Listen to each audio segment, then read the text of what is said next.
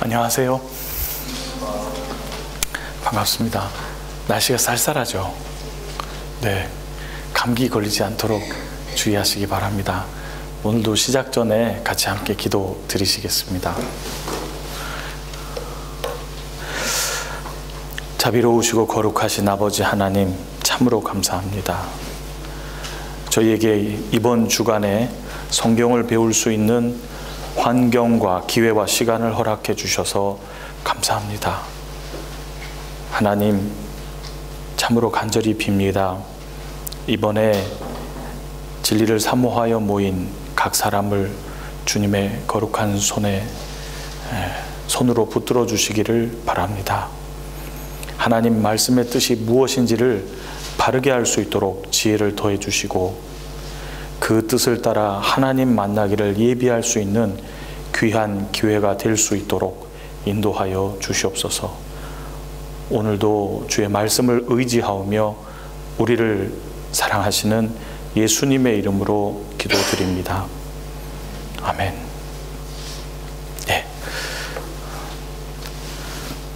성경 찾겠습니다. 이사야 성경입니다.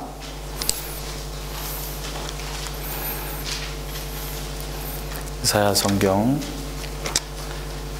43장입니다.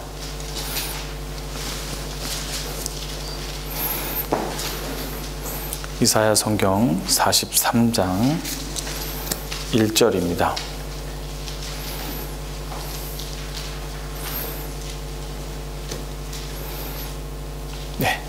찾으셨으면 1절을 같이 읽어보겠습니다.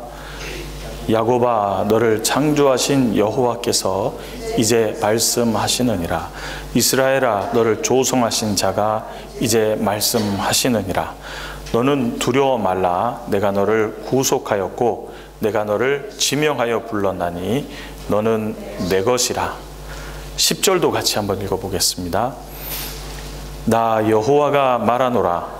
너희는 나의 증인, 나의 종으로 택함을 입었나니 이는 너희로 나를 알고 믿으며 내가 그인 줄 깨닫게 하려 함이라. 나의 전에 지음을 받은 신이 없었느니라. 나의 후에도 없으리라. 다시 만나 뵙게 돼서 반갑습니다. 어제 저희는요, 하나님께서 이스라엘 백성과 약속한 대로 이스라엘 사람들이 불순종함으로 기록된 대로 망하는 것을 같이 배웠습니다. 기억하십니까? 기억나세요? 자, 그런데 이스라엘이 망하는 거하고 나하고 무슨 관계가 있는지를 짚어보고 넘어가겠습니다. 도대체 이스라엘을 왜 배우고 있는 것일까? 이스라엘이 망한 거하고 나랑 무슨 관계가 있는 것인가? 그걸 성경에서 말하고 있습니다. 이스라엘이 성경대로 불순종함으로 망하는 것은 하나님이 살아계시고 하나님이 말씀대로 일하시는 분이라는 것을 증거해 주는 일이기도 합니다. 그건 어제 우리가 같이 생각해 보았습니다. 그것뿐만이 아니라 한 가지가 더 있습니다. 누가복음, 요거 잡아놓으시고 누가복음 찾겠습니다. 누가복음 23장입니다.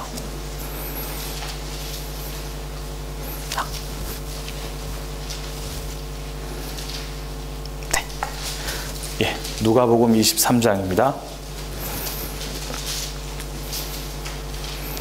23장 31절입니다. 같이 한번 읽어보겠습니다.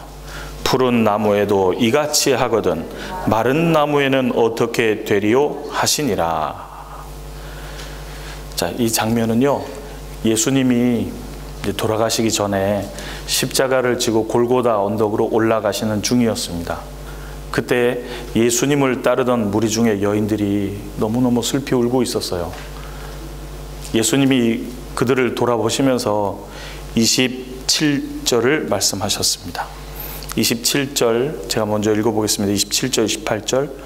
또 백성과 및 그를 위하여 가슴을 치며 슬피 우는 여자의 큰 무리가 따라오는지라. 28절 같이 읽죠. 예수께서 돌이켜 그들을 향하여 가라사대 예루살렘의 딸들아, 나를 위하여 울지 말고 너희와 너희 자녀를 위하여 울라. 왜 예수님이 돌이켜서 나를 위해서 울지 말고 너희와 너희 자녀들을 위하여 울라고 하셨을까요? 29절 같이 읽어보겠습니다. 보라, 날이 이르면 사람이 말하기를 수태 못하는 이와 해산하지 못한 배와 먹이지 못한 젖이 복이 있다 하리라. 무슨 말이냐면요, 이스라엘은 하나님께 불순종을 하다가 끝내 예수 그리스도마저 배척함으로 장장 2000년간 자식이 자기 눈앞에서 죽게 되는 비참한 상황을 경험해야만 했었습니다. 그러니까 자식이 눈앞에서 죽는 걸 보다 보니까요, 차라리 자식 없는 사람이 복 있다라는 말을 지난 2000년간 실제로 하게 됐던 거예요. 그래서 예수님이 돌아서시고 나를 위해서 울지 말고 너희와 너희 자녀를 위하여 울라. 왜? 비참한 역사 속에서 자식이 비참하게 죽는 걸 실제로 보게 될 거기 때문이었습니다. 얼마나 비참하냐면 30절입니다. 그때의 사람이 산들을 대하여 우리 위에 무너지라 하며 작은 산들을 대하여 우리를 덮으라 하리라. 얼마나 힘들고 고통스럽고 불안하면요, 차라리 산이 무너져서 내가 죽었으면 좋겠다라고 말하게 되는 거예요. 너무너무 비참한 삶을 살다 보니까 차라리 저 산이 무너져서 나를 덮으면 좋겠다. 어제도 말씀드린 것처럼 아침에는 저녁이 됐으면 좋겠다. 저녁이 되면 아침이 됐으면 좋겠다. 너무 고통스러우니까 차라리 산이 무너져서 나를 덮었으면 좋겠다. 그런 걸 실제로 봐야 하기 때문에 예수님이 너희와 너희 자녀를 위하여 울라고 하셨던 겁니다. 그러면서 31절이 나온 거예요. 31절입니다. 같이 읽어보겠습니다. 푸른 나무에도 이같이 하거든 마른 나무에는 어떻게 되리요 하시니라. 자, 이스라엘 사람들이 2000년간 어떤 역사를 경험할지를 말씀하시면서 푸른 나무에도 이같이 하거든 하셨습니다. 푸른 나무는 이스라엘을 상징하는 나무입니다. 마른 나무는 누구를 가리키는 걸까요? 성경은 유대인과 이방인에 대해서 얘기를 쓴 겁니다. 푸른 나무는 이스라엘 사람들을 가리키고 마른 나무는 이방인들을 가리키는 거예요. 푸른 나무와 같은 이스라엘 사람, 하나님의 선민이라는 이스라엘 사람들도 하나님의 심판을 피하지 못하고 이렇게 비참하게 망한다면 마른 나무 같은 이방인들 심판을 피할 수 있겠느냐, 그 말입니다. 그래서 우리와 관계가 있는 거예요. 여러분, 이 땅에서 삶을 살다 보면 때로는 독극물이라는 표시를 보게 됩니다. 해골바가지 하나 있고 양쪽에 뼈다귀 2개 받쳐서 위험 이렇게 써놓잖아요. 그렇죠? 근데 아이들은 이게 뭐야? 이게 뭐야? 하면서 이렇게 가까이 갈 수도 있어요. 어른들은 어떻게 할까요? 그걸 알면 가까이 가면 안 돼 그래요. 그거는 겁을 주는 게 아니라 실제로 위험하기 때문이죠. 그렇죠? 겁을 주는 건 과장해서 이 사람들을 현혹시키려고 하는 거고요.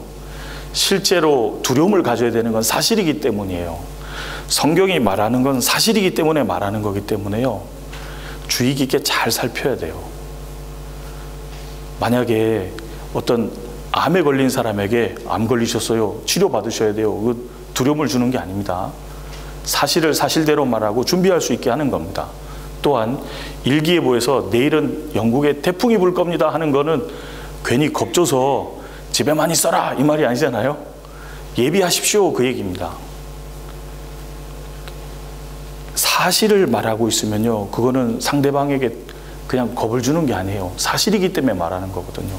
우리는 살면서 사실을 말할 때는 그거는 나를 겁줘서 현혹시키려고 하는 게 아니라는 걸 알아야 돼요. 실제로 그러는 순간이 있거든요. 성경은 그걸 말해요. 푸른 나무와 같은 이스라엘 사람도 심판을 피하지 못하고 망했다면 마른 나무 같은 너희는 어떻게 되겠느냐 그 말이에요. 누가복음 찾은 김에 12장 보겠습니다.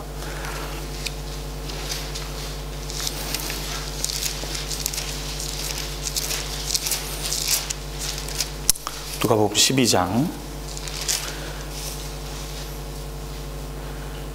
4절, 5절 같이 읽어보겠습니다. 내가 내 친구 너희에게 말하노니 몸을 죽이고 그 후에는 능히 더 못하는 자들을 두려워하지 말라. 마땅히 두려워할 자를 내가 너희에게 보이리니 곧 죽인 후에 또한 지옥엔 던져놓는 권세 있는 그를 두려워하라. 내가 참으로 너희에게 이르노니 그를 두려워하라. 예수님이 직접 말씀하신 건데요, 죽인 후에 그 이상을 할 수 없는 사람들을 두려워하지 마라. 성경은 그렇게 말합니다. 사람을 두려워하지 마라. 죽이는 것밖에 못한다. 그런데 사람이 진짜 두려워해야 될 존재는 죽인 후에 지옥에 던져넣는 권세 있는 그를 두려워하라 그랬습니다. 자, 이 얘기를 왜 드리냐면요, 이스라엘이 하나님의 말씀을 불순종해서 기록된 대로 심판을 받는 거라면 마른 나무에 비유된 이방 사람들도 반드시 죽은 후에 심판이 있다는 걸 직접 보여주는 거예요. 피할 수 없다라는 걸 보여주기도 하는 겁니다. 그래서 예수님은 마땅히 두려워할 자를 내가 너에게 보이리니 죽인 후에 지옥에 던져넣는 권세 있는 그를 두려워하라. 거기서 끝나지 않으셨어요. 재차 이르노니 그를 두려워하라 그랬습니다. 왜냐하면 계시기 때문입니다. 심판도 실제로 있고 지옥도 실제로 있기 때문인 거예요. 성경이 그걸 말합니다. 요한계시록 20장입니다.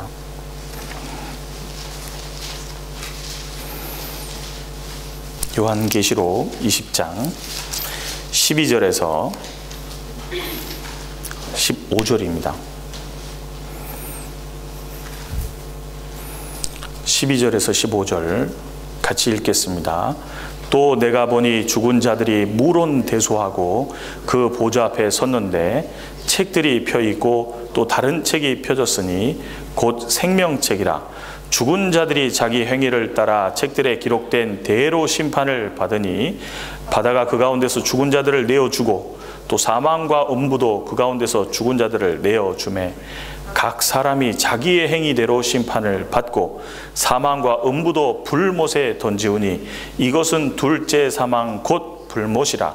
누구든지 생명책에 기록되지 못한 자는 불못에 던지우더라. 이곳에 보면요, 죽은 자들이 자기 행위대로 심판을 받고 불못에 던지운다고 되어 있습니다. 생명책에 기록되지 못한 사람은 던지운다 그랬어요. 어떤 분들은 이런 거 보고도 전혀 무서워 안 해요. 무서워하지 않는 이유를 압니다. 성경이 그냥 신화라고 생각하시니까 그럴 수도 있어요. 성경을 잘 보십시오. 문자 그대로 사실을 기록해 놓은 겁니다. 실제로 존재하는 것을 있다고 말하고 있는 거예요. 있는 사실 그대로를 말하고 있는 거예요.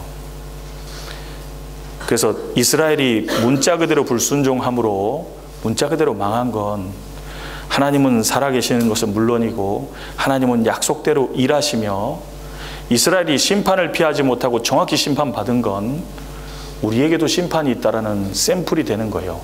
그래서 이스라엘 민족의 역사는 우리에게 실물 교훈이라고 하는 겁니다. 그래서 우리가 이스라엘을 통해서 지금 무엇을 하나님이 우리에게 말하고자 하시는지를 배워보고 있는 거예요. 이스라엘이 성경대로 망한 것을 우리에게 말해주는 건 하나님이 살아계시다, 또한 하나님이 기록된 대로 일하고 계시다. 또 하나, 이스라엘이 심판을 피하지 못하고 선민일지라도 심판을 피하지 못하고 망했다는 건 우리에게도 똑같은 심판이 기다리고 있다라는 걸 가르쳐주고 있는 겁니다. 그래서 어제 좀 긴 시간을 이스라엘 역사에 대해서 배웠던 겁니다. 자, 그런데 이스라엘이 계속 망하지는 않습니다. 성경에 기록되어 있기를 이스라엘은 형벌받는 기간이 끝나면 회복된다고 돼 있었어요. 에스겔 성경 찾아보겠습니다. 에스겔 37장입니다.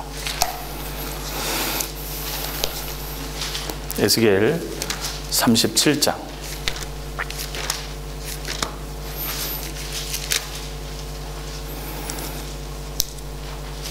에스겔 37장 1절에서 3절입니다. 같이 읽죠? 여호와께서 권능으로 내게 임하시고 그 신으로 나를 데리고 가서 골짜기 가운데 두셨는데 거기 뼈가 가득하고 나를 그 뼈 사방으로 지나게 하시기로 본즉 그 골짜기 지면에 뼈가 심이 많고 아주 말랐더라. 그가 내게 이르시되 인자야 이 뼈들이 능히 살겠느냐 하시기로 내가 대답하되 주 여호와여 주께서 아시나이다. 에스겔 성경은 지금부터 2600년 전 글입니다. 지금부터 2600년 전에 하나님께서 에스겔이라는 선지자를 어떤 골짜기 사이로 데리고 가셨어요. 에스겔이 그 골짜기에서 자세히 보니까 뼈들이 심이 많고 아주 마른 것을 봤어요. 무슨 의미냐면요, 이 사람의 뼈거든요. 사람의 뼈가 아주 심이 많다라는 건 무슨 의미죠? 많이 죽임을 당했다는 말이죠. 그렇죠? 또 심이 말랐다는 것도 무슨 뜻이죠? 충분한 시간이 지났다는 뜻이기도 합니다. 그렇죠? 그런데 하나님께서 그 뼈들에 대해서 말씀하시기를 이 뼈들이 살겠느냐 그런 거예요. 에스겔은 말했습니다. 주여 주께서 하시나이다. 왜냐하면 하나님은 창조주잖아요. 생명을 주실 수도 있는 분이기 때문에 주님이 주신다면 살아날 수도 있으니까 에스겔은 조심스럽게 주님이 하십니다 했던 겁니다. 근데 이 뼈들이 누구를 가리키는 걸까요? 혹시 읽어보셨어요? 이 뼈들이 누구를 가리키는 걸까요? 37장 11절 보겠습니다. 11절 같이 읽어볼까요? 또 내게 이르시되 인자야 이 뼈들은 이스라엘 온 족속이라. 그들이 이르기를 우리의 뼈들이 말랐고 우리의 소망이 없어졌으니 우리는 다 멸절되었다 하느니라. 자, 이 뼈들은 영국 사람이라요? 아니죠. 이태리 사람인가요? 아니죠. 이스라엘 온 족속, 이스라엘 민족을 가리키는 말입니다. 이스라엘 온 족속이라. 그런데 이스라엘 사람들이 뭐라 그랬냐면요, 장장 2000년 동안 가는 곳곳마다 학살당하고 민족이 없어진 건 물론이고 고국의 땅도 없어졌으니 우리는 이제 소망 없다라고 말하게 됐던 겁니다. 그래서 우리의 뼈들이 말랐고 이제 학살당하고 죽은 지 너무 오래됐다. 우리의 소망은 없어졌으니 회복될 가능성 없다. 우리는 전부 멸절되었습니다 라고 말하는 거예요. 이스라엘이 역사 속에서 했던 말입니다. 그런데 그런 민족에게 하나님께서는 형벌받는 기간이 끝나면 회복될 거기 때문에 12절 이렇게 말씀하시는 겁니다. 같이 읽겠습니다.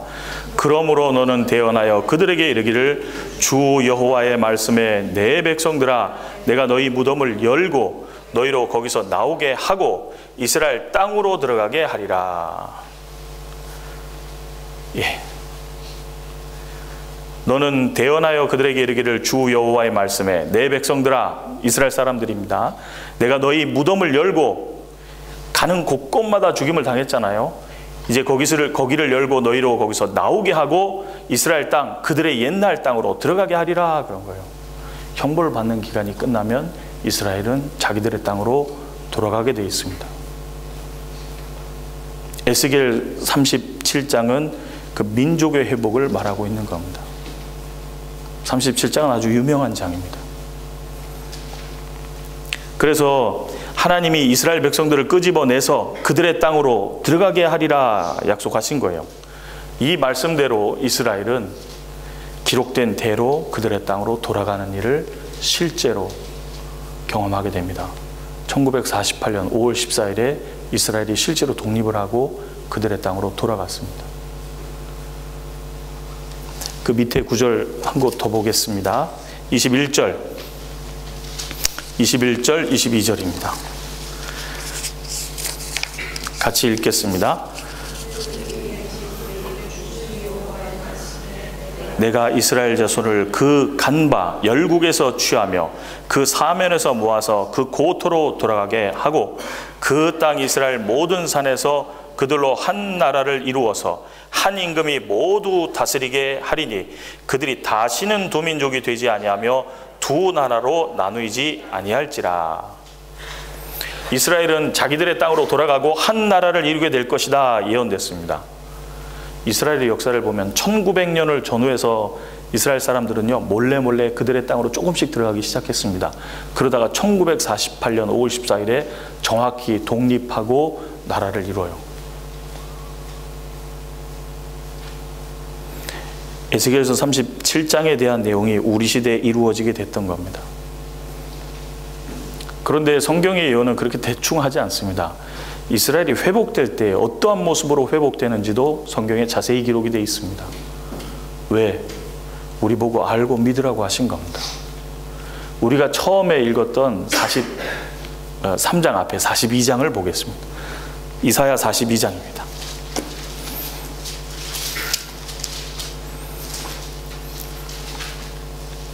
이사야 42장 18절에서 20절입니다.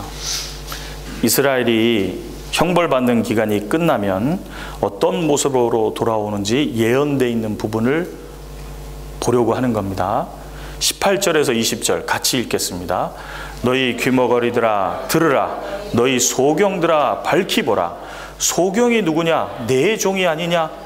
누가 나의 보내는 나의 사자같이 귀머거리겠느냐? 누가 나의 친한 자같이 소경이겠느냐? 누가 여호와의 종같이 소경이겠느냐?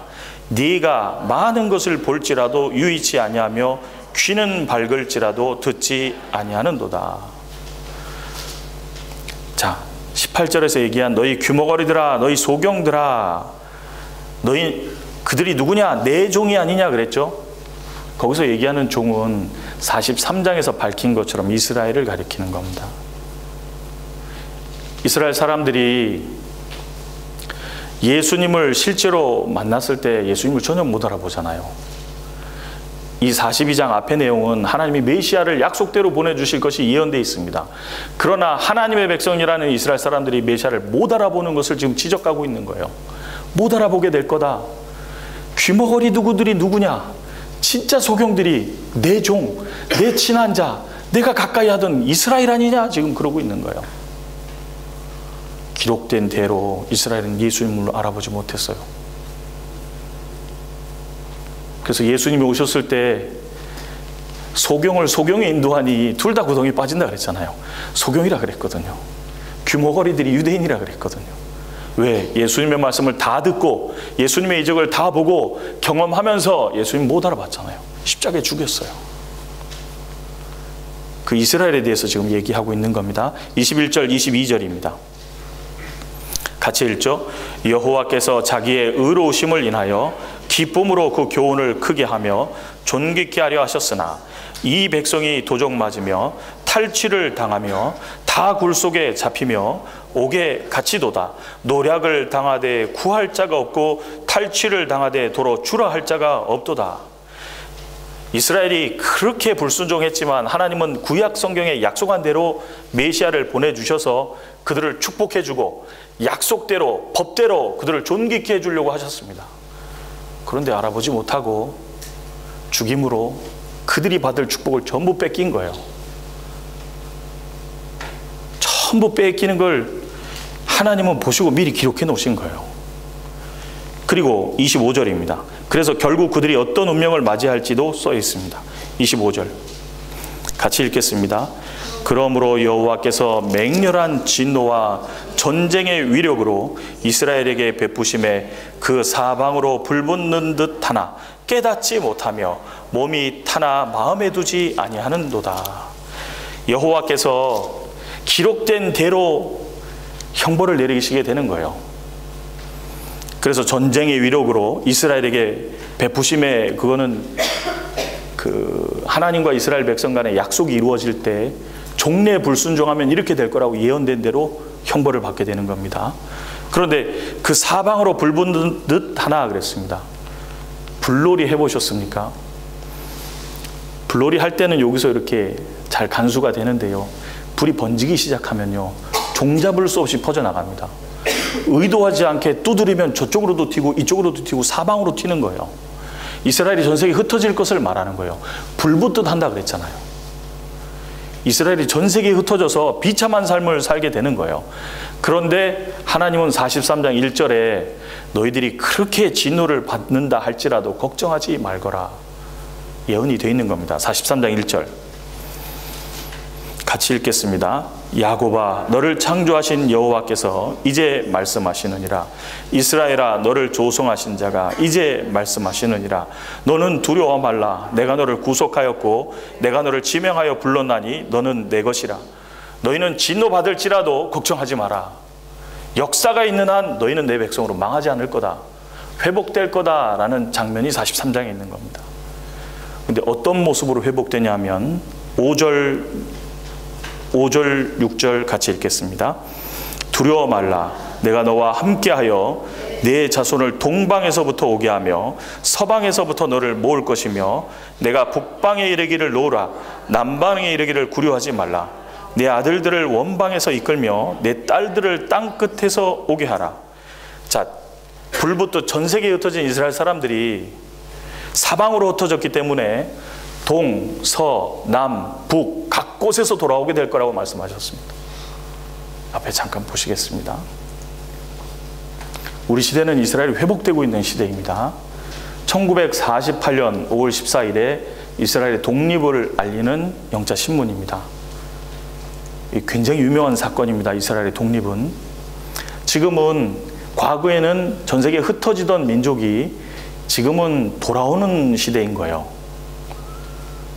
전 세계 유대인 시온 연감이 있습니다. 각 나라에서 이스라엘 땅으로 몇 명이 돌아가는지 숫자 세고 있습니다. 그거 아십니까? 이스라엘은 돌아가고 있는 중인 거예요. 자, 동서남 북 흩어진 모든 열방에서 이스라엘은 돌아오게 되는데요. 여기 잘 보십시오. 여기가 이스라엘 땅인데 북쪽으로 쭉 올라가면 구소련 모스크바, 러시아 지역이죠. 자, 서쪽으로 쭉 가면 미국까지 나옵니다.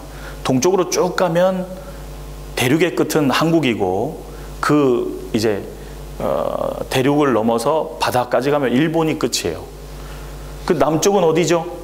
아프리카 쪽이죠. 잘 보십시오. 자, 동서를 향해서는 동방에서부터 오게 하며 서방에서부터 너를 모을 것이며, 동서를 향해서는 어떤 제재가 특별히 없어서 자유롭게 오고 하는 모습이 보이는데, 북방은 잡아놓은 몽개가 있으니까 놓으라 그랬고요. 남방은 잡아놓으니까 구류하지 말라 그랬어요. 실제로 그런 일이 있는지 보려고 하는 겁니다. 예, 이게 독일 신문인데요. 왜 독일 신문을 가져다 놨냐면 2004년에 여기 보시면 미국의 유대인들이 자유롭게 이스라엘 땅으로 돌아가는 장면이에요. 미국의 유대인들이 지금 돌아가고 있습니다. 특별히 제재가 없어요. 그래서 미국 유대인들은 지금 이스라엘로 이민을 하는데 그게 뭐라 그랬냐면 믿음의 행위라 그랬어요. 왜? 이스라엘은 회복될 거라고 했거든요. 이스라엘 사람들이 고토로 돌아갈 거라 그랬거든요. 자, 2015년에 1월에 이 테러 있던 거 아십니까? 프랑스 파리에서 1월 7일 날 그 풍자 신문사에 어떤 사람이 난입해서요, 총기를 난사해서 10명 이상이 죽고 부상을 당했어요. 그런데 문제는 1월 7일 날도 테러가 있었고 8일 날도 테러가 있었고요, 9일 날도 테러가 있었어요. 그러니까 총리 네타냐후가 말했습니다. 돌아와라. Come home to Israel. From terrible European anti-Semitism. 반유대주의, 아주 반유대주의 유럽 국가로부터 우리 집으로 돌아오십시오. 네타냐후가 말한 거예요. 그래서 실제로요, 그때 많은 사람들이 돌아갔어요. 서방에 이르기를 서방에 오게 하라 그랬죠. 실제로 돌아가는 거예요. 그 다음에 2015년 2월에 덴마크 코펜하겐에서요, 그 1월 7일 날 있었던 풍자신문 기념하기 위해서 어떤 행사가 있었는데 여기서도 총기 난사가 있었어요. 그래서 네타냐후가 또 불렀어요. 오라고. 이제 반유대주의 테러가 얼마나 많았는지 보여주는 거고요.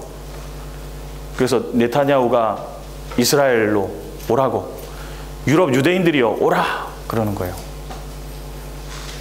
자유롭게 갑니다. 그런데 자, 이스라엘 땅을 중심으로 북방입니다.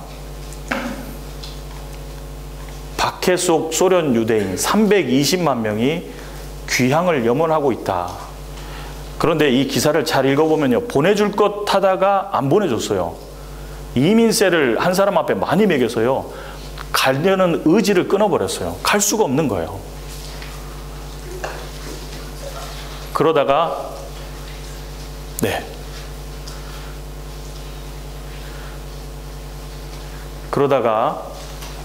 그 미국의 닉슨 대통령에게 유대인 이민이 맡겨졌다 그랬어요. 그래서 73년 신문에 닉슨 대통령이요, 흉작을 노리고 무역 협정을 시도했어요. 서방 국가들과 이제 긴밀히 상의해서요, 미국 밀을 곡식을 싸게 줄 테니 유대인들 보내주십시오. 그런데 마침 흉작이었기 때문에 무역 협정 맺기에 소련이 굴복했어요. 좋습니다. 73년이죠. 74년에 드디어 타결 그랬어요. 미소 인권 문제 논란 타결. 무역상 최혜국 소련에게 아주 저렴한 가격으로 곡식을 제공하고 대신 소련에 있는 유대인들 이민을 허용하는 것으로 타결이 됐어요. 아까 소련 유대인이 몇 명이라고 그랬죠? 320만이었죠. 잘 보십시오. 이게 90년도 신문인데요. 여기 보면 130만이 살고 있다고 되어 있습니다. 그동안 몇 명 간 거예요? 190만이 이스라엘로 이동한 거예요. 몇 년 동안요? 16년간. 맞습니까? 16년간 190만 명의 이스라엘 사람들이 고국으로 돌아갔어요. 지금 이스라엘의 인구가 몇 만인 줄 아십니까? 약 880만 정도 됩니다. 그 중에 소련 유대인이 320만 명이 거기 있습니다. 소련에서 온 유대인들이 사는 마을이 따로 있어요. 소련 유대인 본국 대이동 130만 명이 사는 사람들이 2000년까지 다 이동할 거라고 얘기하고 있습니다. 자, 북방에 이르기를 놓으라 했죠. 왜냐하면 안 보내주고 잡고 있었거든요. 근데 하나님이 오라 그러면 보낼 수밖에 없습니다. 하나님이 온다 그러면 오는 거예요. 그리고 남방에 이르기를 구류하지 말라 그랬는데요. 남쪽은 잘 보시면 여기 한 나라가 보이죠? 에티오피아를 중심으로 아프리카 지역입니다. 77년에 에티오피아가 원래 친미 국가였습니다. 그런데 77년에 친공산화로 급선회해서요, 공산국가가 돼요.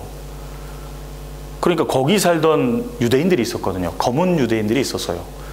에티오피아에 어떻게 검은 유대인들이 가게 됐냐면요, 솔로몬 왕 시절에 스바 여인이 솔로몬의 지혜를 보러 갔다가요, 자기가 생각한 것 그 이상의 어마어마한 지혜를 듣고요, 구약 성경을 들고 신앙을 가진 채 유대인들 얼마를 데리고 에티오피아로 내려갑니다.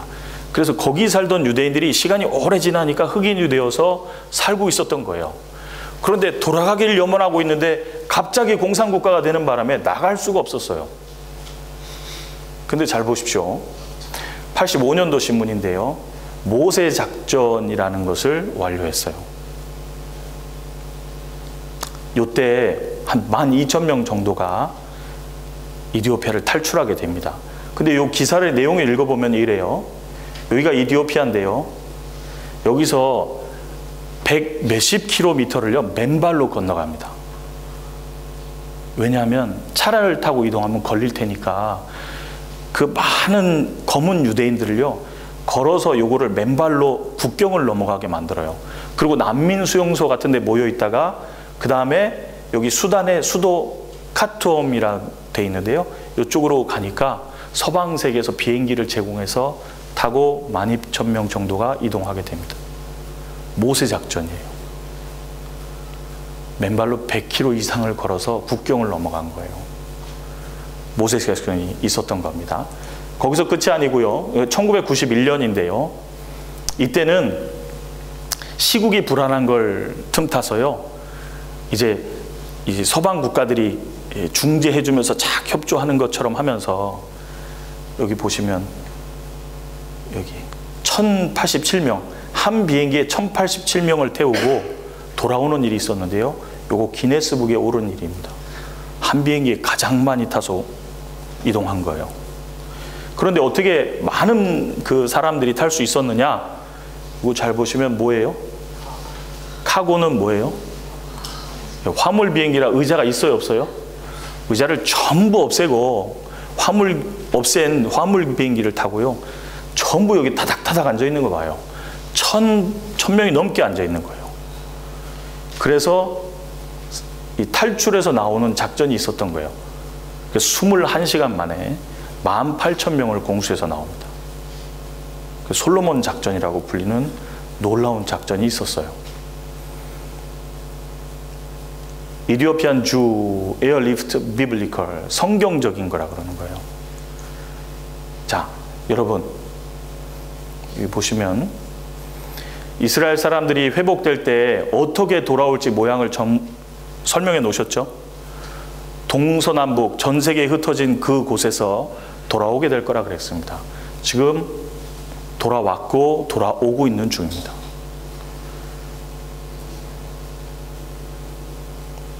이사야 43장 7절, 저희 찾은 김에 구절을 보겠습니다. 43장 7절입니다. 같이 읽죠? 무릇 내 이름으로 일컫는 자, 곧 내가 내 영광을 위하여 창조한 자를 오게 하라. 그들을 내가 지었고 만들었느니라. 하나님의 이름으로 일컫는 백성이 있어요. 누구죠? 이스라엘입니다. 무릇 내 이름으로 일컫는 자, 이스라엘이에요. 내가 내 영광을 위하여 창조한 자를 어떻게 하라고요? 오게 하라. 왜? 내가 지었고 만들었느니라. 그냥 오는 거예요.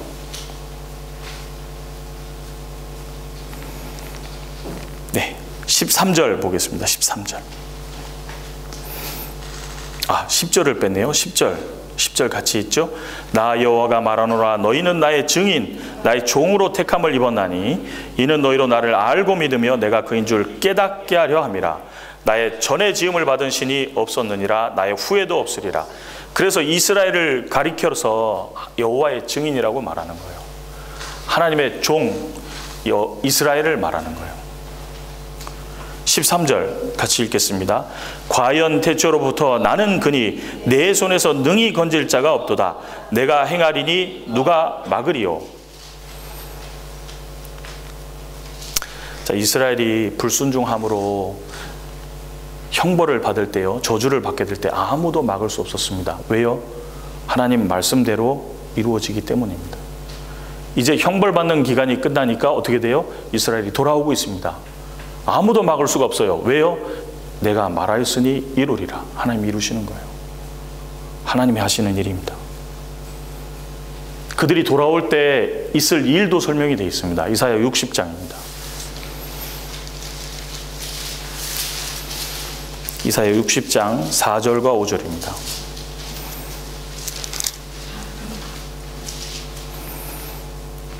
(4절과 5절) 같이 읽겠습니다.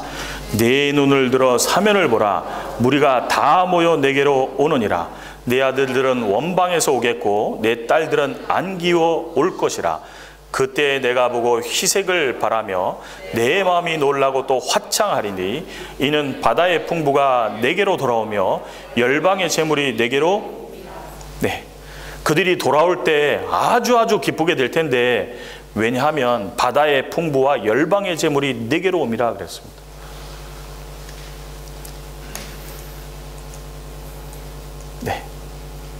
바다의 풍부와 열방의 재물이 온다 그랬는데요, 뭔지 한번 보겠습니다. 사해, 이스라엘 땅에요, 사해라는 곳이 있습니다. 죽은 바다로 불리던 곳이죠. 역사 속에서 사해가 그냥 죽은 바다인 줄 알았어요. 그런데 18세기와 19세기에 원형질과 광물질을 분석하는 기술이 발달했다 그랬죠. 사해바다를 분석해 보니까요, 광물질이요 어마어마하게 들어있는 거예요. 죽어있는 바다인 줄 알았는데 기가 막힌 보물창고인 거예요. 그래서요, 이 광물질이요, 사해바다의 광물질이 미국 전 재산의 4배나 된다 그러잖아요. 거기서 나오는 광물질이 핵전쟁 피해복구 물질까지 있어서 그 보물은 미국, 영국, 프랑스 3개 국가의 재산보다 더 많다고 한다. 그러니까 너무 많으니까 비교를 하는데 굉장히 많다 이렇게 가는 거예요. 우리 여자분들은 잘 아실 것 같은데요. 사해바다는 진흙까지 그냥 파면 상품이 됩니다. 머드팩 좋아하시죠?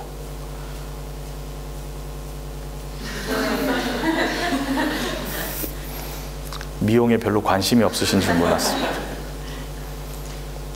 근데 그것뿐만이 아니고요. 우리 시대에 와서 또 놀라운 일이 하나 생겼습니다. 이게 이스라엘 서쪽의 지중해 바다인데요. 이 지역들이 몇 개 보일 겁니다. 여기서 뭐가 나왔냐면 내추럴 가스, 천연 가스가요 굉장히 많이 나오는 거예요. 지금 가장 많이 매장되어 있는 곳이 화석연료가 가장 많이 매장되어 있는 곳이 중동 지역입니다. 그런데 버금가는 만큼 묻혀 있다 그러는 거예요. 굉장히 많이 묻혀 있다는 겁니다. 여기 레비아탄 지역, 타마르 지역, 그 다음에 여기 마리 B, 마린 A2 이런 지역이 전부 천연가스가 묻혀 있는 지역이에요. 나오는 지역입니다. 예. 가스뿐만이 아니라 석유도 나와요. 여기 보세요. 이거는 이제 천연가스가 묻혀 있다라는 게 아주 많이 묻혀 있다라는 게 나오고요. 이게 2010년 12월 신문이죠. 요거는 2011년 신문인데요. 아까는 천연가스인데 이제는 오일도 묻혀 있는 게 발표를 했습니다. 이건 이스라엘 기사입니다. 이스라엘 일간지 기사입니다. 공식적으로 발표가 된 거예요. 석유도 많이 나온다. 중동에서는 석유가 패권을 장악하거든요. 흐름이 거의 중동 석유 때문에 그쪽을 중심으로 이렇게 흐름이 돼요. 근데 이스라엘에서 석유가 나오고 가스가 나오는 바람에요. 이제 그 중심이 이스라엘로 옮겨질 거라는 뉴스가 요즘에 속속 나옵니다. 그뿐 아니고요.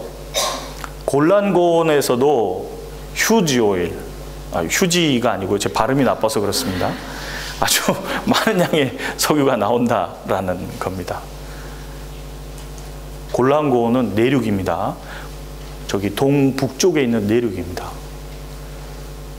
아주 많은 양의 석유가 묻혀 있는 것이 발표가 됐습니다. 자, 바다의 풍부와 열방의 재물이 내게로 오리라 그랬습니다.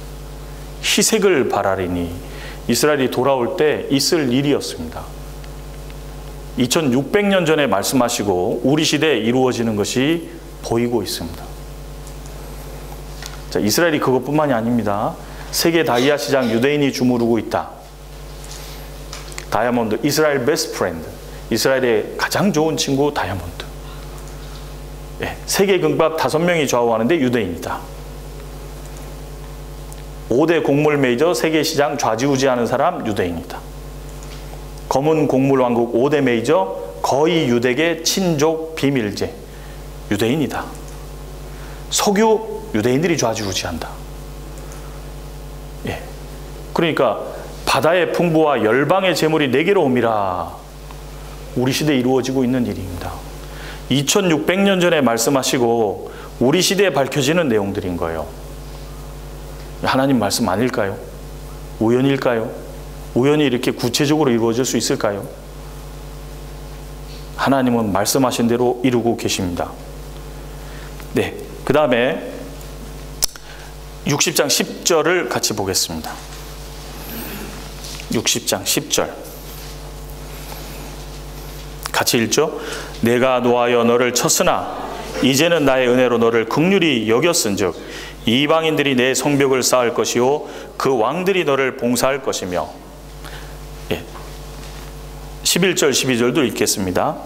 내 성문이 항상 열려 주야로 닫히지 아니하리니 이는 사람들이 내게로 열방의 재물을 가져오며 그 왕들을 포로로 이끌어 옴이라. 너를 섬기지 아니하는 백성과 나라는 파멸하리니 그 백성들은 반드시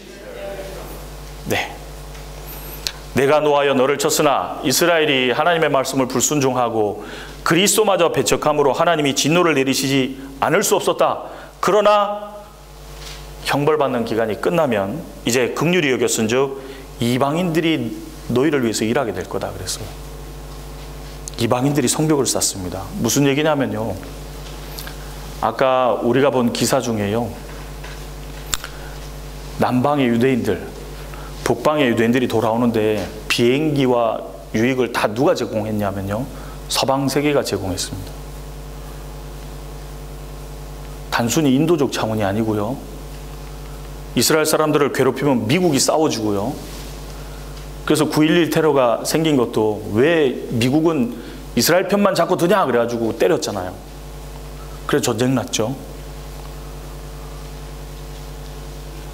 이방 사람들이 실제로 이스라엘을 위해서 대신 싸워주는 거예요. 신기하지 않아요? 마치 이스라엘 사람들은 사장님이고 이방 사람들의 정권은 이 사원들하고 똑같아서요, 사장님은 안 바뀌고 사원들이 바뀌는 거예요. 사원들이 바뀌면서 전부 사장님을 위해서 일해 주잖아요. 실제로 그와 같은 일이 생기는 거예요. 그래서 11절에 내 성문이 항상 열려 주야로 닫히지 아니하리니, 원래 고대 역사는요, 성문을 아침에서 이렇게 밤은 성문을 닫아요. 스파이도 들어올 수 있고 이 치안을 위해서 닫거든요. 그런데 이스라엘의 성문은 닫히지 않는데요, 항상 열려 있어요. 왜요? 괜찮아요. 아무도 해를 못한다 그거예요. 왜? 하나님이 축복하시면요, 회복되고 건장하도록 돼 있는 거예요. 아무도 해를 끼칠 수가 없게 돼요. 그 핵 조약 기구 있잖아요. 유대인들은 가입이 돼 있을까요?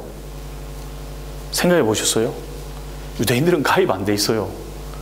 미국은 빠진다 그러니까 전부 뭐라 그러잖아요. 유대인들은 아예 가입이 안 돼 있어요. 웃기지 않아요? 아무도 이스라엘 향해서 왜 하냐냐 막 이렇게 얘기하는 사람 없죠. 이방인들이 진짜로 싸워준다니까요.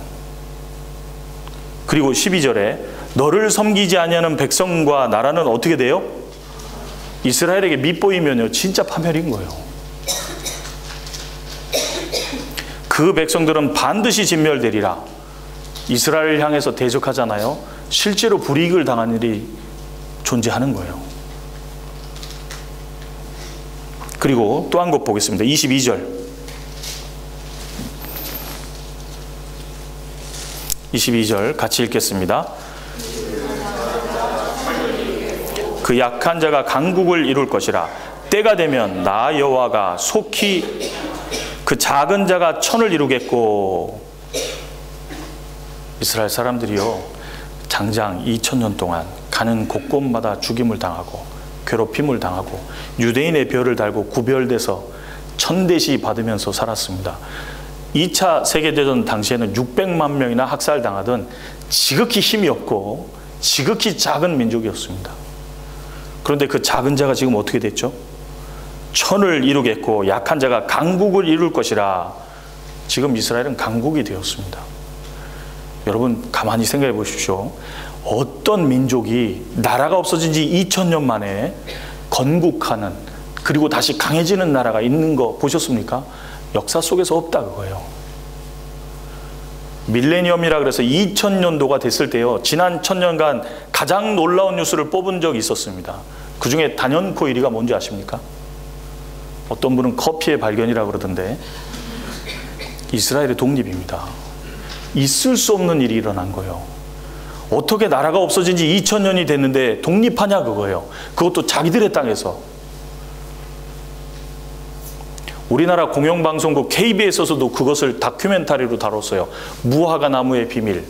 성경대로 이스라엘은 회복됐다. 예수님이 진짜 가까이 오실 때라고 돼 있는데 진정 그때냐? 다큐멘터리 했었습니다. 때가 되면 나 여호와가 속히 이루리라. 지금 이루어졌어요.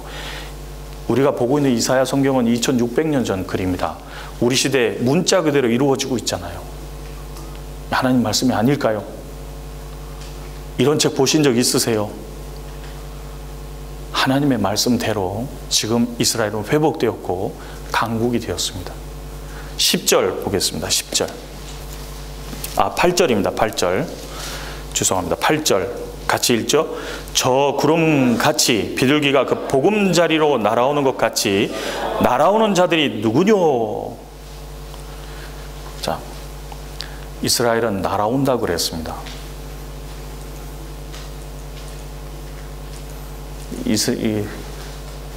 유대인 그 회사들인데요, 너무 많아서 이렇게 설명드리기는, 나중에 그냥 인터넷 쳐보셔도 잘 아실 것 같습니다. 워낙 많아서. 예. 얼마나 강한 나라가 됐느냐 하면 미국 의회 행정부 유태인 손에 놀아난다. 미국만 그런 게 아닙니다. 2% 유대인이 미국을 쥐락펴락한다. 슈퍼파워 미국 유대인. 1800만 유대인이 세계를 쥐락펴락한다. 그런데 그 유대인들이 돌아올 때 이렇게 묘사가 되어 있습니다. 같이 다시 한번 읽어보겠습니다. 저 구름같이 비둘기가 그 보금자리로 날아오는 것 같이 날아오는 자들이 누구뇨? 이스라엘은 날아 들어온다고 되어 있는 거예요. 1895년에 켈빈경, 왕립 그 과학 원장이었습니다. 이 켈빈경이 뭐라 그랬냐면, 공기보다 무거운 그 재질을 가지고 날 수는 없다 그런 거예요. 이 켈빈경이 제가 그 조사해 보니까요, 이 사람 굉장히 똑똑한 박사였어요. 그런데 공기보다 무거운 물질이 하늘을 나는 건 불가능하다라고 말한 적이 있는 거예요. 언제요? 1895년도만 해도 이 얘기가 설득력이 있는 얘기였어요. 여러분, 이사야 성경 언제 기록된지 아십니까? 2600년 전입니다. 날아온다 그런 거예요. 읽은 사람이 이해했었겠습니까? 날아오긴 뭘 어떻게 날아와. 게다가 비둘기처럼 날아온다 그러는 거예요. 성경은 단어 하나도 그냥 쓰여진 게 없습니다. 심지어는 점 하나도 그냥 찍힌 적이 없다 그랬습니다. 그런데 하나님이 비둘기를 예를 드셨어요. 하나님이 만물을 만드실 때 우리를 교훈하기 위해서 많은 생각과 고민 속에서 만드셨다고 되어 있습니다. 비둘기를 만드셨어요. 그런데 비둘기라고 이 구절에 써놓으신 거예요. 왜 비둘기를 써놓으신지 아십니까? 다른 새들을 말하지 않고 독수리나 다른 걸 쓰지 않고 왜 하필 비둘기일까요? 비둘기는 회귀 본능이 있어요. 자기 집으로 돌아가는 본능이 있다고요. 이스라엘은 자기 집으로 돌아갈 거라는 거예요. 그런 것처럼 1948년 5월 14일에 독립을 하고요. 무슨 일이 있었는지 아십니까? 비행기 740대가 날아서 이스라엘 땅으로 들어온 거예요. 이스라엘 민족이 타고 들어온 비행기가 740대나 됐어요. 그리고 여기 보시면 1949년에도 비행기 타고 들어오죠. 어마어마하게 많은 비행기를 타고 이스라엘 사람들은 자기 나라로 들어왔던 거예요. 저 구름같이 비둘기가 보금자리로 날아오는 것 같이 날아온 자들이 누구냐? 이스라엘은 날아 들어온다고 돼 있는 거예요. 1800년대 말만 해도 나는 건 불가능이라고 생각했는데 성경은 2600년에 날아 들어온다고 그러고 정확히 1948년 이후로 그들은 날아서 들어왔던 거예요. 여쭤보겠습니다. 하나님 말씀 아닙니까? 아닙니까? 누가 이렇게 구체적으로 쓸 수 있겠습니까? 그것을 정확히 어떻게 이룰 수 있겠습니까? 나 여호와가 말하였으니 이루리라. 하나님이 이루신 거예요. 이스라엘은 정확히 날아 들어오게 됐던 겁니다.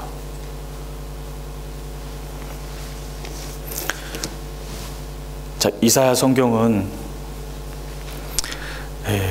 제가 그 중간에 그 말실수와 함께 제가 하나 생각나서요. 에스겔 성경은 2600년 전 그 기록됐고 이사야 성경은 2700년 전 기록입니다. 제가 그걸 계속 그 2700년이라고 말한다고 하고 600이라고 말했던 것 같습니다. 그 제가 그 틀린 부분이 있으니까 정정해 주시기 바랍니다. 2700년 전 기록된 글이 우리 시대에 이루어졌다라는 것을 우리가 확인해 보았습니다. 하나님의 말씀이기 때문에 지금 이루어졌던 겁니다. 앞에서 말씀드리는 내용이 방법이나 형식이 마음에 들지 않으실 수는 있습니다. 그러나 하나님의 말씀은 정확히 사실이고 우리 시대에 이루어지고 있다는 걸 아셔야 됩니다. 이게 사실이라면 하나님의 말씀으로 받아들이셔야 합니다. 자, 그런데 또 하나 성경에 이런 내용이 기록되어 있는데요. 이스라엘이 회복될 때 계속해서 망하는 게 아니라 어느 시점까지만 망하다가 회복될 거라는 제한적인 구절이 있는 부분도 있습니다. 찾아보겠습니다. 누가복음입니다. 누가복음 21장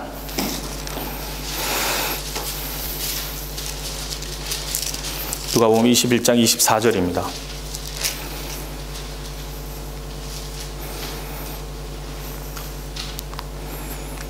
같이 읽겠습니다. 저희가 칼날의 죽임을 당하며 모든 이방에 사로잡혀 가겠고 예루살렘은 이방인의 때가 차기까지 이방인들에게 밟히리라. 자, 예루살렘은 이방인의 때가 차기까지 이방인들에게 밟히리라 그랬습니다. 앞 구절에 저희가 칼날의 죽임을 당하며 라는 것은 이스라엘이 불순종의 결과로 가는 곳곳마다 칼날의 죽임을 당할 것을 말씀하고 계십니다. 칼날의 죽임을 당하며 모든 이방에 사로잡혀 가겠고, AD 135년 하드리안 황제의 명으로 이스라엘 사람들은 자기네 땅에서 못 살게 되었습니다. 로마 전 지역, 전 세계로 흩어지게 되었어요. 사로잡혀 가겠고, 그 다음에 뭐라고 되어 있냐면 예루살렘은 이방인의 때가 차기까지 밟히리라 그랬어요.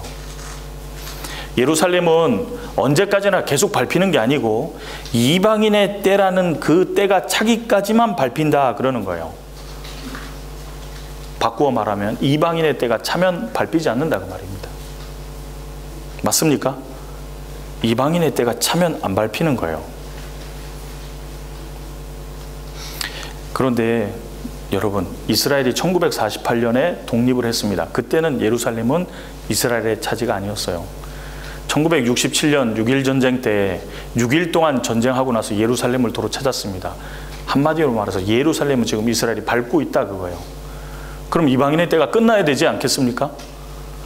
근데 아직 안 끝났네요. 이유가 있습니다. 예루살렘에서 제일 중요한 자리, 성전 지을 그 자리가 아직도 아랍인 구역이에요. 아랍 사람들에게 짓밟히고 있는 거예요. 그 성전 지을 자리까지 찾는 날에는 이방인의 때는 끝난다 그 말입니다.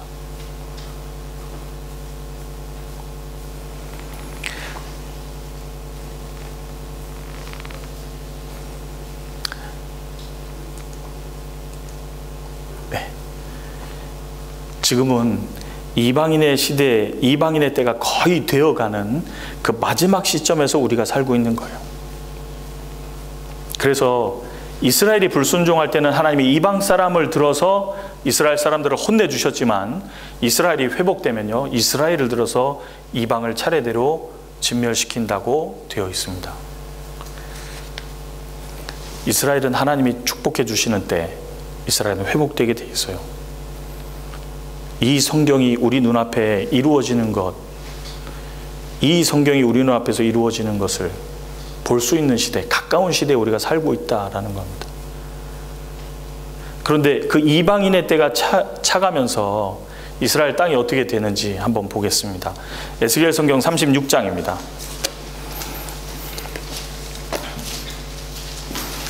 에스겔 성경 36장.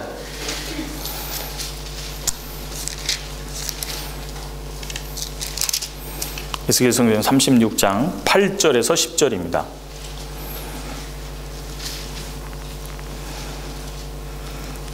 같이 읽어보겠습니다. 그러나 너희 이스라엘 산들아, 너희는 가지를 내고 내 백성 이스라엘을 위하여 과실을 맺으리니 그들의 볼 때가 가까이 이르렀음이니라. 내가 돌이켜 너희와 함께하리니 사람이 너희를 갈고 심을 것이며 내가 또 사람을 너희 위에 많게 하리니 이들은 이스라엘 온 족속이라. 그들로 성읍들에 거하게 하며 빈 땅에 건축하게 하리라.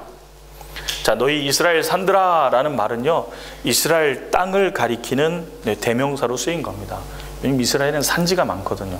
이스라엘 산들아, 너희는 가지를 내고 내 백성 이스라엘을 위하여 열매를 맺으라 그랬어요. 근데 이 말씀이요, 언제 이루어지기 시작했냐면요,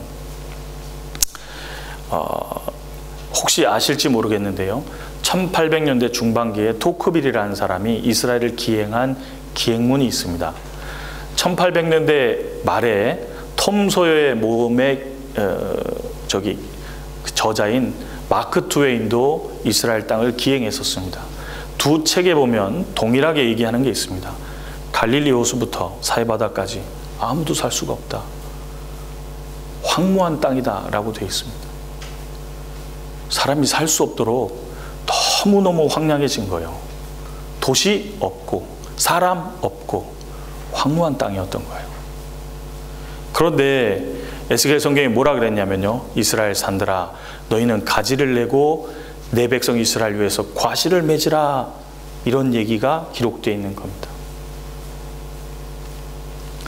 이스라엘은 AD 135년에 전세계에 흩어지고 난 뒤에요, 이스라엘 땅에 이상한 일이 생겼다고 하는데요, 신명기에 보면 이스라엘이 하나님 말씀에 불순종하게 되면 하나님이 하늘 문을 닫고 비 대신에 티끌과 모래를 내려서 그 땅이 황무하게 되리라 예언되어 있는 게 있습니다.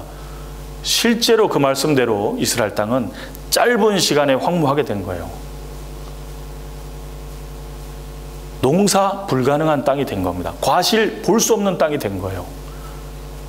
그런데 그 땅에 이스라엘 사람들이 1900년을 전후해서 몰래 들어와서요, 이스라엘 사람들이 들어와 보니까 구약 성경에 묘사되어 있던 젖과 꿀이 흐르는 땅이 너무너무 황무해진 거예요. 그 땅을 빈들 한복판에서부터 개간을 하기 시작하는데요, 그 개간함으로부터 이스라엘 땅은 점점 바뀌어가는 일이 실제로 생겼습니다. 그런데 이스라엘이 어떻게 1900년을 전후해서 들어가게 되느냐, 어떻게 되느냐면요, 중세시대 이후에 유럽에서 이스라엘 사람들이 박해를 아주 많이 받았습니다. 그런데 그때 데오도르 헤르셀이라는 사람이 있었습니다. 이 사람은 유대인들이 박해를 너무 많이 받는 것에 마음이 격분이 됐어요. 1897년 저기 스위스의 바젤에서 유대인들의 지도자들이 모여서 회의를 했습니다. 우리들이 그동안 유럽에서 박해를 아주 많이 받았다. 우리가 비록 황무하게 된 땅이라도 우리 고국으로 돌아가자라는 운동이 그때부터 벌어진 거예요. 그래서 1900년을 전후해서 이스라엘 사람들이 그 땅으로 들어가기 시작했던 겁니다. 들어갔는데 너무너무 황무한 땅이 된 거예요. 그러나 그들은 실망하지 않고요, 한 복판에서부터 개간을 시작해서 지금은 이스라엘 땅이 에덴 동산처럼 됐다고 하거든요. 그와 같은 땅으로 실제로 개간을 해냈던 거예요. 그래서 지금 이스라엘이 어떤 나라가 된지 아십니까? 아주 굉장히 좋은 그 과일들, 예를 들어 그 포도, 오렌지, 대추야자, 레몬, 그것뿐만이 아니라 채소, 원예까지요 수출하는 기가 막힌 나라가 된 거예요. 실제로 과실을 맺고 내 백성 이스라엘을 위하여 가지를 낼 뿐 아니라 과실을 맺는 일이 실제로 생겼던 거예요. 이 말씀도 우리 시대에 이루어지게 됐던 겁니다. 잠깐 보시겠습니다. 이스라엘 독립인데요, 돌아오는 시대다라는 걸 보여주는 모습입니다. 이스라엘은 그들이 거하던 땅에서 쫓겨나고 그 땅이 황무하게 됐는데, 이스라엘이 회복될 때 그 땅은 옥토가 된다 그랬습니다. 그 민족이 주권을 잃고 그 땅에서 뽑혀서 전 세계에 흩어진 민족이 됐는데 이제 돌아오는 때가 됩니다. 그들이 받을 축복은 불순종함으로 죽음과 고통과 비참한 역사를 맞았는데, 회복될 때 그들은 강한 나라가 된다고 되어 있습니다. 이게 이스라엘 땅입니다. 도무지 식물을 재배할 수 있을 것 같지 않은 땅입니다. 실제로 가보시면 그냥 턱이 떡 떨어집니다. 어떻게? 이런 땅이에요. 근데 이게 1950년대 그 사진인데요, 그들이 이렇게 한 복판, 황무한 땅 한 복판에서부터 개간을 시작합니다. 1900년 해서 들어온 이스라엘 사람들이 개간을 시작하는데요, 이게 독일어로 된 화보입니다. 이스라엘에 가면 구하실 수 있습니다. 각 나라 언어로. 네. 가보십시오. 과거엔 이랬고 지금 이렇게 됐습니다. 과거엔 이랬고 이렇게 됐습니다.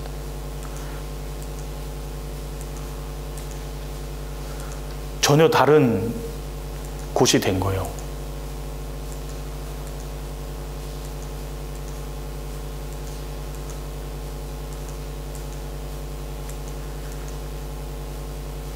네. 이렇게 실제로 과제를 내고 빈 땅에 건축하는 일이 생겼던 겁니다. 그리고 과실을 맺는 일이 생겼던 거예요. 19절 보겠습니다. 에스겔 성경 36장 19절 20절입니다. 19절 20절 같이 읽죠. 그들을 그 행위대로 심판하여 각국에 흩으며 열방에 해쳤더니 그들의 이른바 그 열국에서 내 거룩한 이름이 그들로 인하여 더러워졌나니 곧 사람들이 그들을 가리켜 이르기를 이들은 여호와의 백성이라도 여호와의 땅에서 떠난 자라 하였음이니라. 자, 그들을 그 행위대로 심판하여 각국에 흩으며 열방에 해쳤다 그랬는데요. 이스라엘의 불순종으로, 심지어는 예수 그리스도를 죽인 그 종국의 불순종으로 그들은 행위대로 심판받고 전 세계에 흩어지게 됐습니다. 그런데 여호와의 백성이라는 사람들이 그 땅에서 뽑혀서 해외에서 유랑 생활하다 보니까요, 하나님의 이름에 욕이 돌아갔던 거예요. 여호와의 백성들 꼴 좋다. 니네들 보니까 하나님이 죽었구나. 안 계신가 보다. 욕이 돌아갔던 거예요. 자식이 잘못해서 부모님이 욕먹을 때가 많이 있죠. 그렇죠? 이스라엘로 인해서 하나님의 이름이 욕이 돌아갔던 겁니다. 그런데 하나님이 왜 그걸 듣고 가만히 계신 줄 아십니까? 바로 그 이스라엘이 유랑생활하고 하나님의 이름이 욕이 돌아가는 그때 하나님이 참고 계시는 이유는 그 시기가 이방인들에게는 은혜 받은 시기, 구원받을 수 있는 시기, 천국의 소망을 가질 수 있는 시기이기 때문에요, 가만히 참고 계시는 거예요. 그런데 이제 그 은혜 시대, 이방인의 때가 끝나가기 때문에 이스라엘은 다시 돌아오게 만드시는 거예요. 21절. 그러나 이스라엘 족속이 들어간 그 열국에서 더럽힌 내 거룩한 이름을 내가 아꼈노라. 예. 23절. 23절입니다. 23절, 24절 같이 읽겠습니다. 열국 가운데서 더럽힘을 받은 이름 곧 너희가 그들 중에서 더럽힌 나의 큰 이름을 내가 거룩하게 할지라. 내가 그들의 목전에서 너희로 인하여 나의 거룩함을 나타내리니 열국 사람이 나를 여호와인 줄 알리라. 나 주 여호와의 말이니라. 내가 너희를 열국 중에서 취하여 내고 열국 중에서 모아 데리고 고토에 들어가서. 자, 열국 가운데서 더럽힘을 받은 이름을 하나님께서 거룩하게 할 거다 그랬습니다. 어떻게요? 흩어진 이스라엘 민족을 열국 중에서 취하여 내고 열국에서 모아서 그들의 땅으로 돌아가게 함으로 하나님의 이름을 다시 거룩하게 만든다 그러셨어요. 맞습니까? 그 뜻 맞아요? 맞아요. 열국 사람이 나를 여호와인 줄 알리라. 뭘로요?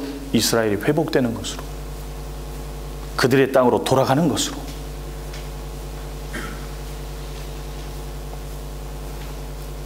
우리 시대에 하나님이 보여주시는 가장 큰 기적이 뭔지 아십니까? 이스라엘이 2000년간 나라가 없다가 회복된 거, 이게 우리 시대에 보여주시는 가장 큰 기적인 거예요. 사람이 나를 여호와인 줄 알리라. 열국 사람이 나를 여호와인 줄 알리라. 뭘로? 이스라엘이 열국 중에서 이스라엘을 열국 중에서 취하여서 그들의 고토로 들어가게 함으로 하나님의 거룩하신 이름을 높이시는 겁니다. 23절.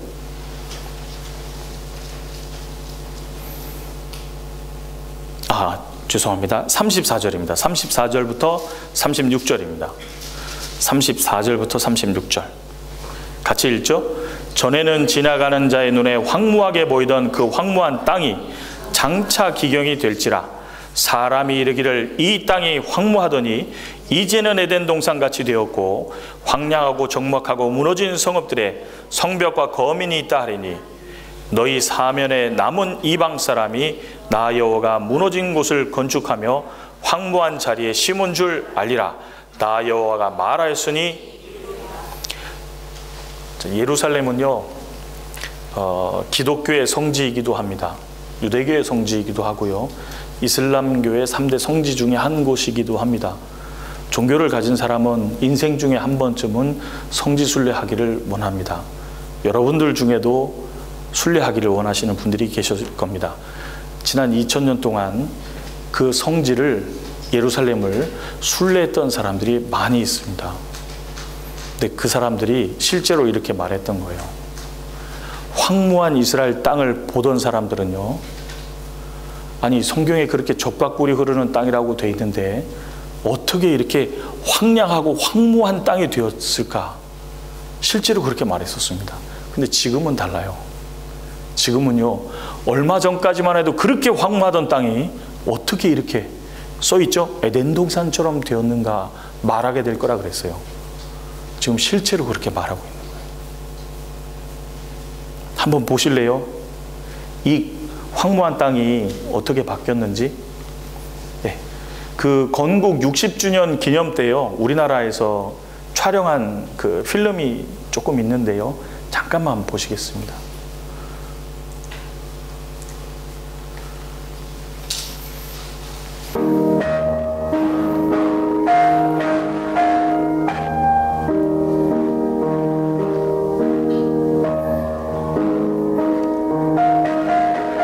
사막의 상당 부분이 비옥하게 변하긴 했지만 광활한 사막은 때론 감당하기 힘든 적이 될 때도 있습니다.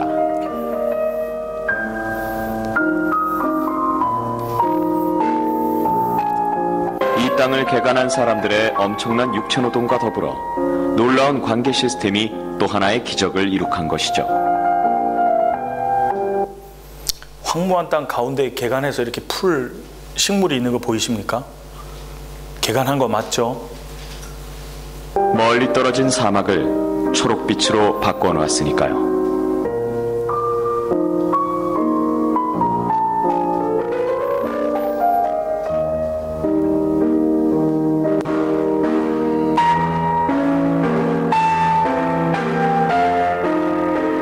초기 개척자들의 노력과 기부출하는 농업 공동체 방식으로 이런 놀라운 결과를 이뤄낸 것이죠. 이곳이야말로 현대 이스라엘의 자랑이라 할 수 있습니다. 저 아래 60주년을 알리는 표시가 보이는군요. 사람들은 이곳에 서기 전까진 이렇게 아름다운 자연과 마주하게 될 거라고는 상상하지 못하죠. 마치 성서에 나오는 에덴 동산을 보는 것 같습니다. 교육방송에서 성경을 본 것 같죠? 똑같이 말하죠. 에덴 동산처럼 됐다고. 누구나 보면 얘기하는 겁니다.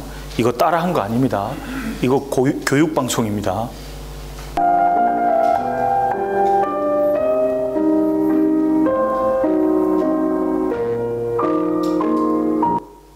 네.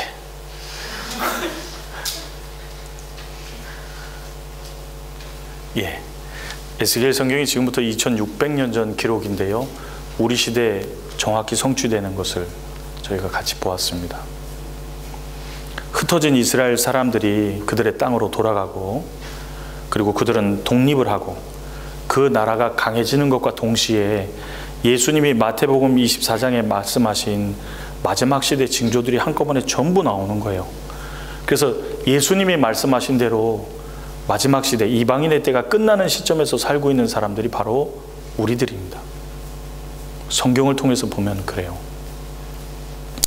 자, 하나님이 보시는 인류의 역사를 잠깐 생각해 보겠습니다. 네. 아담 때부터 아브라함 때까지를 한 시대로 나눌 수 있고요, 아브라함부터 예수님이 오시는 때까지를 또 한 시대로 나눌 수 있습니다. 그리고 예수님이 오셨을 때부터, 예수님이 오실 때부터 7년 환란 전까지를 은혜 시대, 교회 시대, 또 다른 말로 이방인의 때, 이렇게 말하기도 합니다. 그런데 교회가 이제 완성이 되면, 교회 시대가 끝나는 게, 교회가 완성이 되면 예수님이 공중에 재림하시고 구원받은 성도들이 전부 산채로 들림받는다라는 얘기가 그 이제 일명 랩처라고 하는데요, 휴거라는 사건이 있게 됩니다. 이 사건은요, 이제 뭐라 그러죠? 요즘에 그 배우 이름이 생각이 안 나는데요. 레프트 비하인드를 최신에 새롭게 리바이벌한 그 필름이 있어요.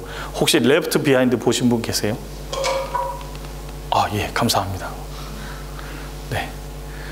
그 레프트 비하인드에 보면요, 그 이제 거듭난 성도들이 예수님이 공중에 재림하실 때 사라지는 게 묘사가 되어 있는데요.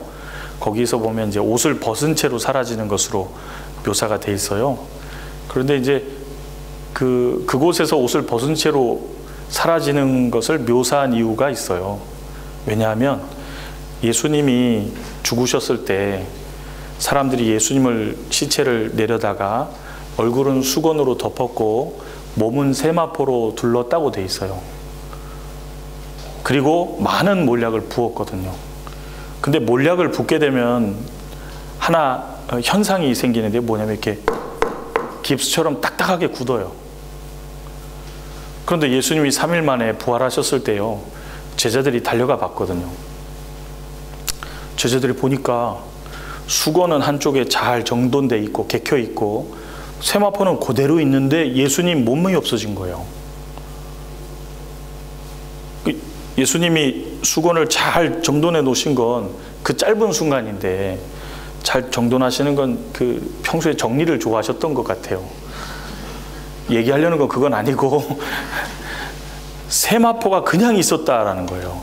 누군가 사람이 예수님의 시체를 가져갔다고 가정해 보면 어떻게 해야 되냐면, 예수님의 시체를 가져가기 위해서는 세마포를 다 어떻게 해야 되죠? 전부 뜯어내야 가능한 거예요. 근데 세마포가 그대로 있는데 몸이 없어진 거예요. 그래서 두려워하는 가운데 이제 돌아가게 되거든요.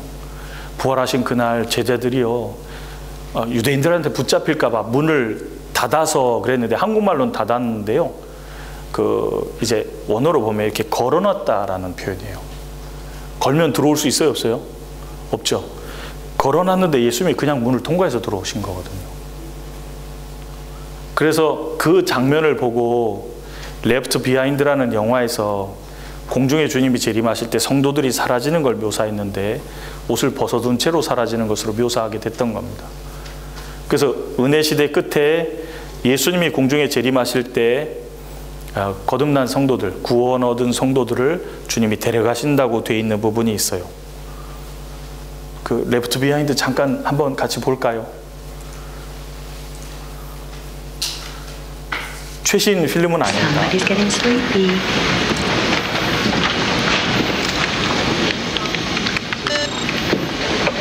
You wake my passengers and you'll be serving them coffee. Ready for coffee, guys? Oh, absolutely. Black for me.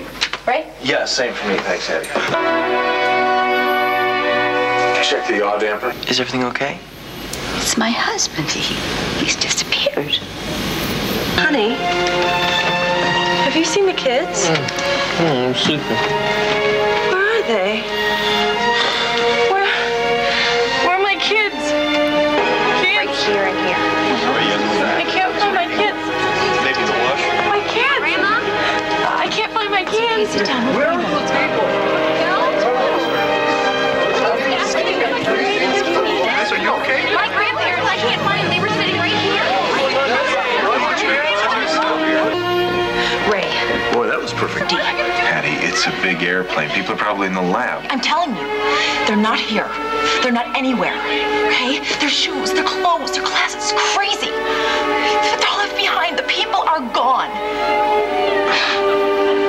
My baby! They haven't gone far. Please, just take your seat. Patty, help me, please. Sit down. We'll find them. Not me next! I'm not going next! Patty, try and get ahead of camera. Oh no. Are you okay? Driver, there's no driver in there. There.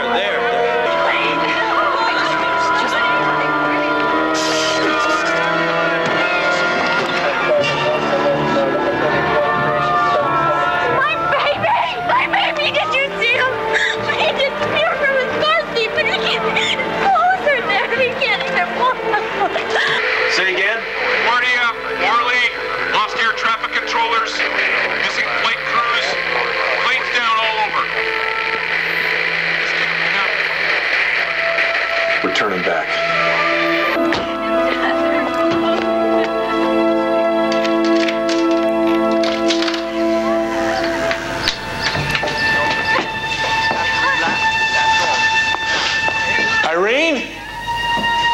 Honey? Raimi?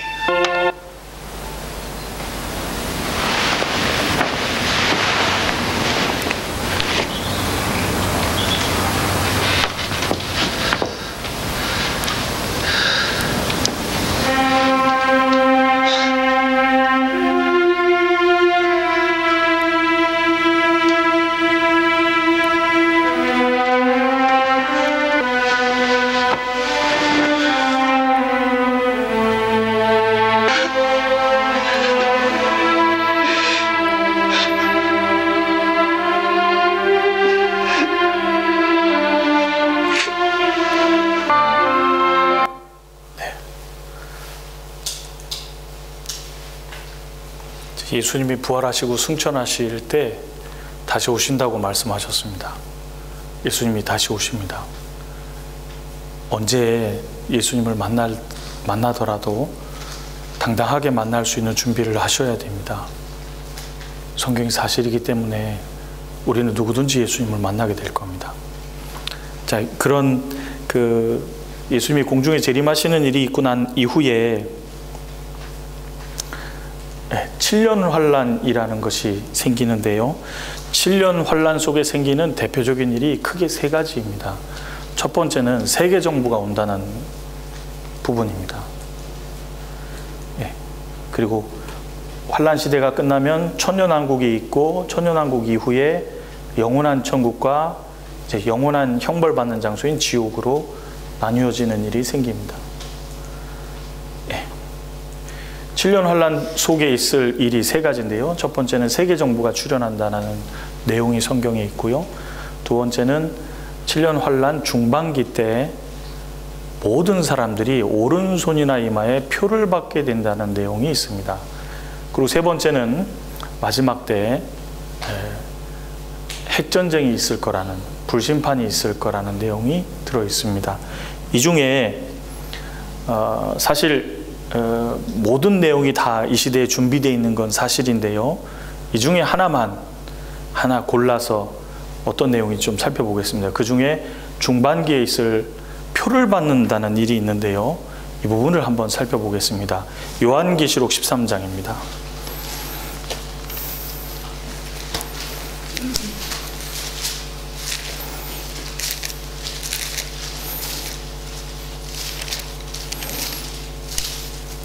요한계시록 13장 16절에서 18절입니다.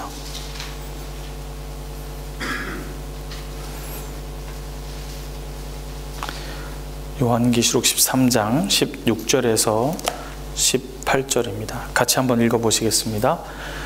저가 모든 자, 곧 작은 자나 큰 자나 부자나 빈궁한 자나 자유한 자나 종들로 그 오른손이나 이마에 표를 받게 하고 누구든지 이 표를 가진 자 외에는 매매를 못하게 하니 이 표는 곧 짐승의 이름이나 그 이름의 수라. 지혜가 여기 있으니 총명 있는 자는 그 짐승의 수를 세어보라. 그 수는 사람의 수니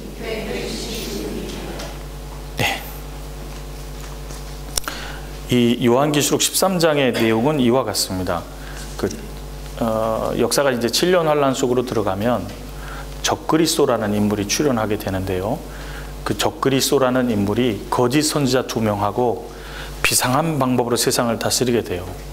그러는 중에 모든 사람에게 오른손이나 이마에 표를 받게 해서 거래를 하게 하는 일이 있을 거라고 했습니다. 한 가지 기억하실 건 요한계시록은 사도 요한이 AD 100년경에 기록한 겁니다. 지금부터 1900년 전 기록입니다. 1900년 전 기록에 오른손이나 이마에 표를 받는다라는 얘기가 있는 거예요. 역사 속에서 이 내용을 많은 사람이 읽어왔는데 무슨 내용인지 알 수가 없었던 부분 중에 하나입니다. 그러나 우리 시대는 다릅니다. 우리 시대는 명확하게 이해되는 시대에 우리가 살고 있는 거예요. 옛날에는 물물 교환을 했죠. 그러다가 화폐가 생겼어요. 그리고